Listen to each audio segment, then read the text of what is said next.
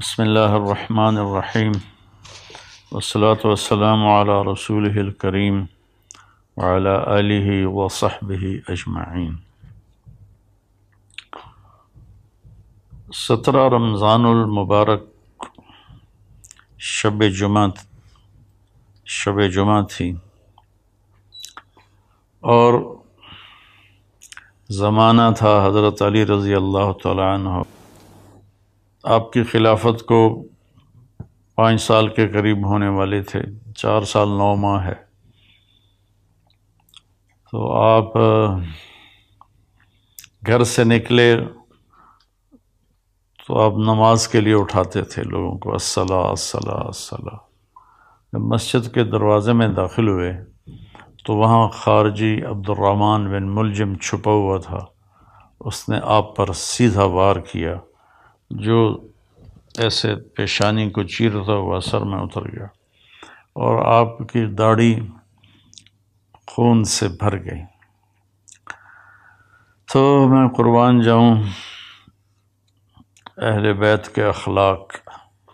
لوگوں نے جب اسے پکڑ لیا تو آپ نے فرمایا کہ احسنوا نزلہ، یہ مہمان ہے، اس کا اچھی طرح اکرام کرو، اور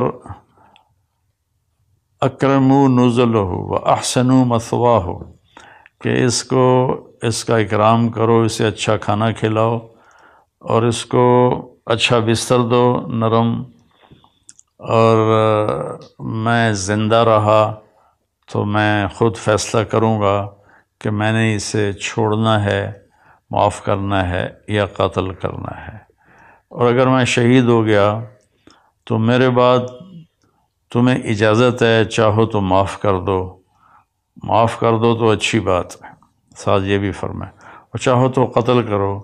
پھر قتل اس طرح نہ کرنا کہ اس کے ناک کاٹو، کان کاٹو، زبان کاٹو، ہاتھ کاٹو، پاؤں۔ اقتلوہ قتلتی، جیسے اس نے مجھے قتل کیا، میرے سر پہ تلوار ماری، تم بھی ایک تلوار مار کے اس کا کام تمام کر دینا۔ یہ اس کے بارے میں وصیت ہو رہی ہے جو جان لے گیا۔ حضرت زینب رضی اللہ تعالیٰ عنہ علیہ السلام، ان کو اپنے والد کے علم سے فصاحت ملی، جو فصاحت میں ان کا کوئی ثانی نہیں ہے، جتنی کو مشہور خواتین سامنے آئی ہیں یا پڑھی ہیں۔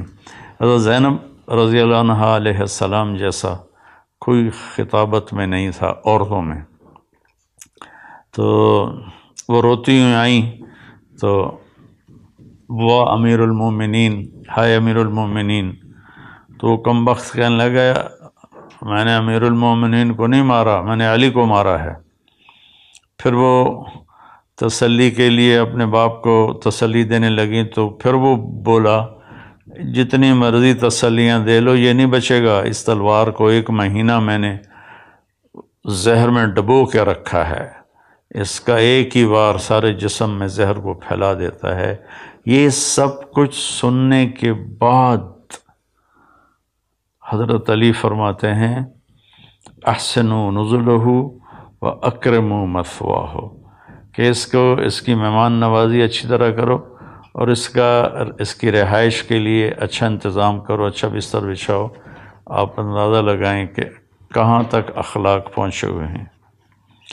ہم اختلاف رائے کرتے ہیں تو ایک دوسرے کو گالیاں دینے لگ جاتے ہیں، اور یہاں یہ ہو رہا ہے کہ وہ قاتل ہے اور آپ اس کے لیے فرما رہے ہیں اکرام کرو، کھانا کھلاؤ، پانی پلاؤ۔ میں زندہ رہا تو دیکھ لوں گا کیا کرنا ہے، میں شہید ہو گیا تو میری پہلی گزارش ہے کہ اسے معاف کر دینا، اور دوسری یہ ہے کہ مارنا ہو تو پھر بس ایک وار سے اس کی گردن اڑا دینا۔ یہ میں نے آپ کی وفات کا، شہادت کا واقعہ پہلے سنایا۔ اب اس میں کچھ اختلاف ہے تاریخی، جو گلدستہ اہل بیت ہم نے اللہ کے فضل سے کوشش کر کے تیار کی، اس میں 17 رمضان جمعہ کی صبح آپ کو سر میں زخم لگا، اور 2 دن کے بعد یعنی ہفتہ اور اتوار آپ شدت زخم کتاب نہ لاتے ہوئے آپ نے اتوار کی رات کو جام شہادت نوش کیا، اور پھر پیر کے دن آپ کی تدفین ہوئی، اور آپ کا جنازہ حضرت امام حسن رضی اللہ تعالیٰ عنہ نے پڑھایا، اور آپ کو وہیں دار الامیر المومنین میں دفن کیا گیا۔ یہ تو مختصر آپ کی شہادت کا قصہ ہے۔ یہ سازش کیسے بنی؟ جنگ نہروان ہوئی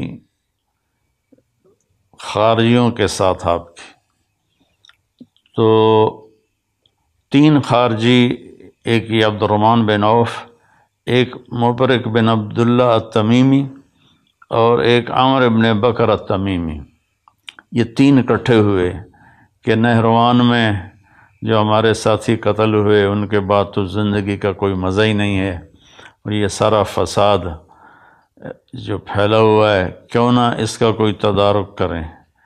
تو ایک نے ابن ملجم نے کہا میں علی کو قتل کروں گا، مبرک بن عبداللہ نے کہا میں معاویہ کو قتل کروں گا، اور عمر بن بکر نے کہا کہ میں عامر بن عاص کو قتل کروں گا، رضی اللہ تعالیٰ عنہ ورضوا عنہ۔ تو باقی 2 کی زندگی لکھی ہوئی تھی، ایک ہی رات سب نے طے کی تھی، 17 رمضان کی صبح۔ تو اس دن عمر بن عاص رضی اللہ تعالیٰ عنہ بیمار تھے، نماز پڑھانے نہیں آئے، تو ان کی جگہ جو آئے وہ مارے گئے، اور معاویہ رضی اللہ تعالیٰ عنہ پر اس نے وار کیا، تو آپ تھوڑا سا اپنی بیداری میں تھے، دائیں بائیں دیکھتے ہوئے، تو آپ نے اس کے وار کو خطا کر دیا، لیکن کمر مبارک پر تلوار کا زخم لگا، چونکہ تلوار زہر، تینوں کی تلواریں زہر آلود تھیں، تو ان کو زخم تو بہت بڑا لگا، لیکن آہستہ آہستہ اللہ تعالیٰ نے ان کو شفا دے دی اور وہ محفوظ ہوئے۔ تو اس میں عبد الرحمن بن ملجم یہ ہے، یہ جب کوفے آیا تو کوفہ میں خارجی عورت دیکھی تو اس پہ یہ عاشق ہو گیا، اس سے کہا مجھ سے شادی کرو۔ اس نے کہا میری ایک شرط ہے کہ علی کو قتل کرو۔ وہ کہنے لگا میں تو آیا ہی اس کام سے ہوں، لیکن تو پہلے مجھ سے شادی کر لے۔ تو اس نے اس سے شادی کر لی، اور اس کے بعد وہ اپنی اسکیم بناتا رہا۔ حضرت علی رضی اللہ تعالیٰ عنہ کو ان کے ساتھیوں نے کہا یا رسول اللہ کہ یا امیر المومنین، عبد الرحمن بن ملجم آیا ہوا ہے کہ اس کی نیت اچھی نہیں لگتی، تو اجازت ہو تو ہم آپ کا پہرا دیں، آپ اس کو پکڑ لیں۔ آپ نے کہا پہرا تو آسمان والا دیتا ہے، حفاظت وہ کرتا ہے، اور اگر تم اسے پکڑ لو تو میں شہادت کیسے پاؤں گا؟ وہ بہت تنگ ہو گئے تھے اپنے ساتھیوں کی بے وفائیوں سے، اور اپنے داڑھی کو یوں پکڑ کے نا کہتے ارے تو کب رنگین ہوگی۔ اس کے پیچھے ایک واقعہ ہے کہ آپ بیمار ہوئے بہت زیادہ، تو اللہ کے نبی پوچھنے آئے تو انہوں نے عرض کی یا رسول اللہ مجھے لگتا ہے میرا آخری وقت آ گیا ہے۔ تو آپ نے فرمایا نہیں، تیرا آخری وقت نہیں ہے، تو اس وقت مرے گا جب تیرے سر کے خون سے تیری داڑھی رنگین ہو جائے گی۔ تو ہوئی بھی ایسے، اس نے یہاں تلوار ماری جس نے ماتھے کو بھی پھاڑ دیا اور یہاں تک کھوپڑی کو بھی پھاڑ دیا، تو سارا خون آیا اور داڑھی پہ لگ گیا۔ تو اتنا تنگ ہو گئے تھے زندگی کے آخری ایام میں اپنے ساتھیوں سے کہ بے وفا غدار بہت زیادہ ہو گئے تھے، اور تو آپ نے اپنی داڑھی مبارک کو یوں پکڑتے تھے، پھر کہتے متا تخزب، ارے تو کب تو رنگین ہوگی، تو کب رنگین ہوگی، یہ اس کو بار بار کہتے تھے۔ تو اس اللہ نے آپ کو یہ رتبہ نصیب فرمایا، اور آپ کو غسل دینے والے حضرت عبداللہ بن جعفر طیار کے بیٹے، اور حسن اور حسین دونوں بیٹوں میں، اور جو نماز جنازہ حضرت حسن نے پڑھائی، اور دارالعمارہ میں آپ کی تدفین ہوئی۔ آپ کے 2 بھائی طالب، عقیل، 3 جعفر، طالب سب سے بڑے تھے، جس پر والد کا نام ابو طالب بنا، اور اس کے بعد تھے عقیل، اور اس کے بعد تھے جعفر جو موتا کی جنگ میں شہید ہوئے، اور حضرت علی رضی اللہ تعالیٰ عنہ سب سے چھوٹے تھے۔ آپ ابتدائی میں اسلام قبول فرما لیا کہ حضرت خدیجہ رضی اللہ تعالیٰ عنہ اور اللہ کا نبی نماز پڑھ رہے تھے، تو آپ اندر آئے تو آپ نے کہا یہ کیا ہے میرے چچا کے بیٹے؟ تو آپ نے کہا بیٹا یہ نماز ہے اور میں اللہ کا نبی ہوں۔ آپ نے اسی وقت کلمہ پڑھ لیا۔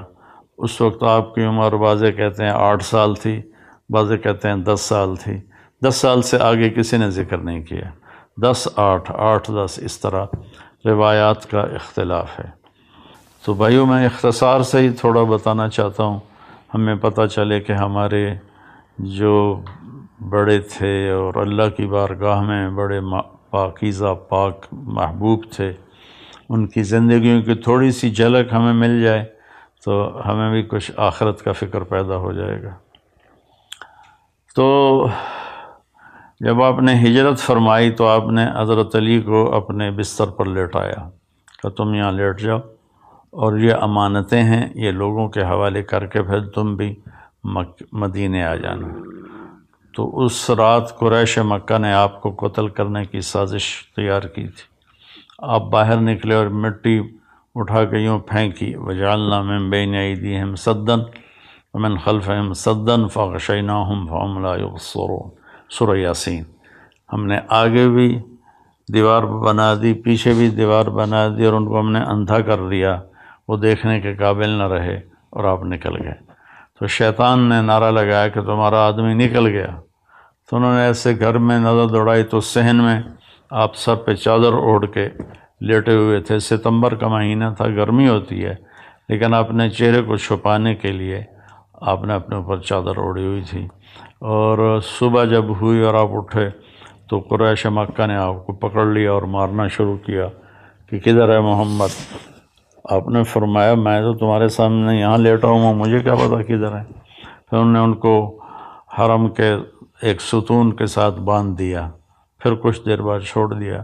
3 دن میں آپ نے امانتیں واپس کیں، اور اس کے بعد آپ چھپتے چھپاتے جب مسجد قباء پہنچے، جہاں قباء کی وادی ہے، تو آپ کے پاؤں مبارک بالکل تر بتر ہو گئے تھے خون سے، کنکریاں چپ چپ، جوتا بھی نہیں تھا پاؤں میں، کنکریاں چپ چپ کے 7 راتوں اور 7 دن کا سفر ہے۔ تو آپ کے پاؤں کے زخم بہت تکلیف دینے لگے۔ تو جب آپ قباء پہنچے تو اللہ کے نبی نے فرمایا علی کو بلاؤ، کہا جی وہ تو چل ہی نہیں سکتے اب۔ پھر آپ خود تشریف لے گئے، ان کے پاؤں کو دیکھا تو آپ رونے لگے۔ پھر آپ نے ایسے اپنا لعاب نکالا اور یوں کر کے لگایا ایک پاؤں پر، اور پھر لعاب دوسرے پاؤں پر، تو ایک دم سارے زخم ٹھیک ہو گئے اور آپ اللہ کے فضل سے شفا یاب ہو گئے۔ جنگ بدر میں آپ نے کیا کیا کہ جب دشمن آمنے سامنے ہوئے تو عتبہ بن ربیعہ اور شیبہ بن ربیعہ اور ولید بن عتبہ، ایک ہی گھر کے 3 آدمی، عتبہ اور شیبہ دونوں بھائی، اور ولید عتبہ کا بیٹا اور عتبہ ربیعہ کا بیٹا، یہ نکلے جنگ میں کہ آیا ہے کوئی ہمارے مقابلے میں۔ تو اللہ کے نبی نے عوف رضی اللہ تعالیٰ عنہ اور معوذ رضی اللہ تعالیٰ عنہ اور حضرت عبداللہ بن رواحہ رضی اللہ تعالیٰ عنہ، ان تینوں کو بھیجا کہ آپ جاؤ اور ان کا مقابلہ کرو۔ جب یہ تینوں آئے تو انہوں نے پوچھا کون لوگ ہو؟ کہا ہم مدینہ والے ہیں۔ کب چلے جاؤ، ہمیں تمہاری ضرورت نہیں ہے۔ پھر کہا یا محمد اخرج الینا اکفاءنا، ہمارے قریشی ہماری طرف بھیجو، ہمارے قبیلے والے ہماری طرف بھیجو۔ اتنا ان پہ نشہ چڑھا ہوا تھا اپنی فتح کا۔ تو آپ نے فرمایا یا حمزہ قم، یا شیبہ قم، یا علی قم، کیونکہ علی چھوٹے تھے نا، حمزہ بھی چچا تھے، شیبہ بھی چچا تھے۔ تو آپ نے کہا قوموا لدینکم، تو تو یہ تینوں حضرات پیدل چلتے ہوئے آئے، تو عتبہ نے پوچھا کون ہو؟ آپ نے کہا میں حمزہ ہوں بن عبد المطلب۔ کہا تم کون ہو؟ کہا میں شیبہ بن حارث۔ تم کون ہو؟ کہا میں علی بن ابی طالب۔ کہنے اب مقابلہ ٹھیک ہے۔ تو تینوں نے ایک دوسرے پر وار کیے، تو پہلی وار میں حضرت علی نے ولید کو قتل کر دیا، حضرت حمزہ نے عتبہ کو قتل کر دیا۔ تو حضرت شیبہ ذرا عمر میں بڑے تھے، تو ان کی ٹانگ کاٹ دی اس نے شیبہ بن ربیعہ، شیبہ نہیں عبید، میں غلط کر رہا ہوں، عبید بن حارث۔ تو شیبہ تو دوسری طرف سے کافر، حمزہ، عبید، علی، ادھر عتبہ، شیبہ، یہ بن ربیعہ اور ولید بن عتبہ۔